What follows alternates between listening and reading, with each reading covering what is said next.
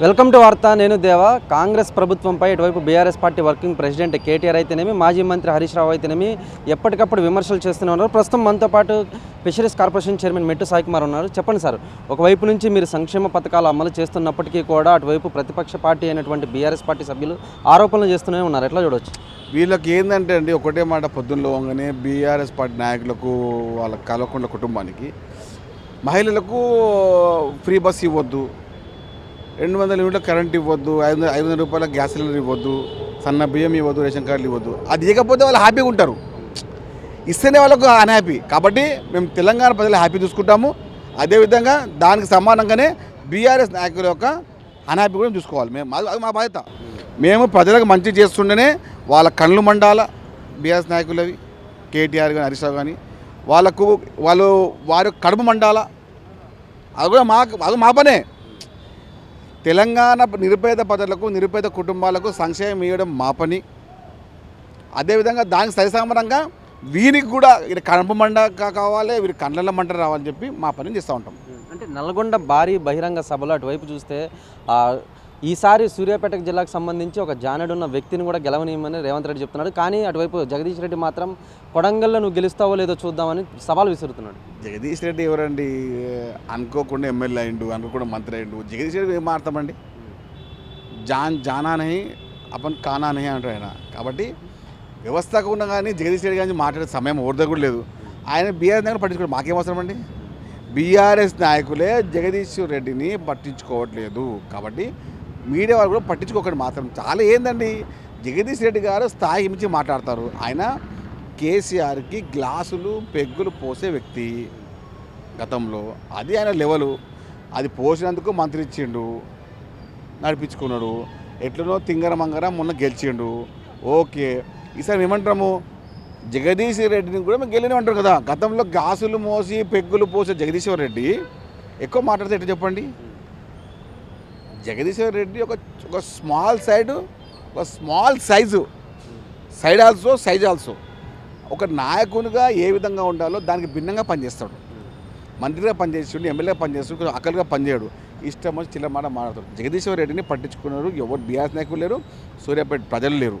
అంటే నల్గొండ భారీ బహిరంగ సభలో స్వయాన సీఎంఏ మూసీలో వేసి తొక్కుతా అనడం అటువైపు బీఆర్ఎస్ అయితేనేమి, బీజేపీ అయితేనే విమర్శలు చేస్తుంది. ఆ పదాన్ని అంటే ఏమంటారంటే, ఇప్పుడు పద్దానికి అభివృద్ధి అయితే ఏడుస్తారు ఈ దుర్మార్గులు.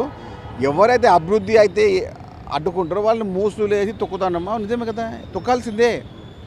తొక్కకపోతే తెలంగాణ ప్రజలు, హైదరాబాద్ ప్రజలు చాలా ఇబ్బందులు ఉన్నారు.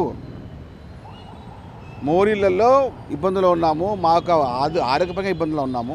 కాబట్టి మూసి ప్రక్షాళన జరిగి తీరాల్సిందని చెప్పిన మాటకు ఫ్లోరిడ్ కానివ్వండి, మొత్తం వ్యవహారం కానివ్వండి, వారి కుటుంబాలు తరతరాలు ఇబ్బంది పడుతున్న వ్యవస్థ అది తెలియదు. ఆ దుర్మార్గునికి మంత్రి పనిచేసిండు, అది అక్కర్లేదా?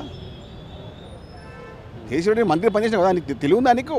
కాబట్టి మాట్లాడే ముందు మీరు నల్గొండ ప్రజలకు నువ్వు ఏం చేసినావు, నువ్వు సూర్యాపేట ప్రజలకు ఏం చేసినావు అది చెప్పు ముందు. ప్రజలు ఏం చేసిండు? కమిషన్లకు, కకృతిలకు, కాంట్రాక్టర్లకు, పెత్తందారులకు, వాళ్ళ కులంబలకు, వాళ్ళ కుటుంబం అందరికీ పెట్టుకొని ఇప్పుడు బేడమని మాట్లాడుతున్నాడు. కాబట్టి అవకాశాలని మాట్లాడకుండా జగదీష్ రెడ్డి గారు కొంచెం అక్కలతో మాట్లాడు. అంటే కొడంగల్లో 33,000 ఓట్లు దొంగ ఓట్లు ఉన్నాయి కాబట్టి రేవంత్ రెడ్డి గెలిచాడని టీఆర్ఎస్ చీఫ్ కవిత చెప్తుంది. అంటే ప్రెస్ మీట్ పెట్టి మరీ చెప్పారు. అబ్బా, కవిత కూడా ఉన్నారండి ఇప్పుడు ఆయనలా? కవిత గారు ఇప్పుడు టీఆర్ఎస్ఆ? Okay, right. టీఆర్ఎస్ అధ్యక్షురాలు కవిత ఇప్పుడు. అంటే బీఆర్ఎస్ టీఆర్ఎస్ వేరు కదా. Okay, sorry. టీఆర్ఎస్ అధ్యక్షురాలు కవిత గారు మాట్లాడుతున్నారు బోగస్ అని చెప్పి. అరే మీ బోగసే మీరండి. బోగస్ అంటేనే మీరు, మీ నాన్నగారు, మీ అన్న, మీ బా అందరూ. బీఆర్ఎస్ అంటేనే బోగస్ రాష్ట్ర సమితి. ఆ బోగస్ నుంచి పుట్టిందే టీఆర్ఎస్, అంతే కదా. కాబట్టి బోగస్ మాట్లాడే ముందు కవిత గారు కొంచెం చూసి మాట్లాడండి.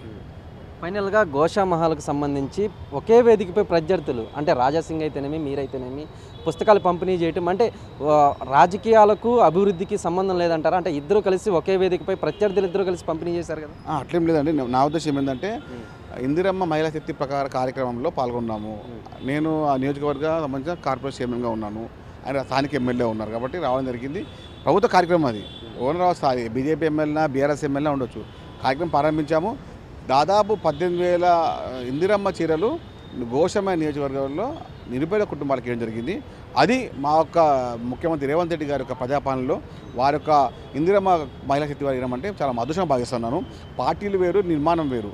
పార్టీ వ్యవస్థ వేరు, పార్టీ వ్యవహారం వేరు. కానీ ప్రభుత్వ కార్యక్రమం కాబట్టి ఇది నిరుపేద కుటుంబాలకు, అర్హతల కుటుంబాలకు మేలు కార్యక్రమం.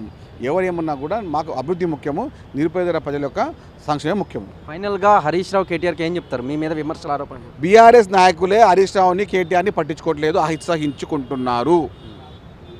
మాకు వాళ్ళతో పట్టింపు లేదు, వాళ్ళతో అవసరం లేదు, వాళ్ళ మాటలు అవసరం లేదు.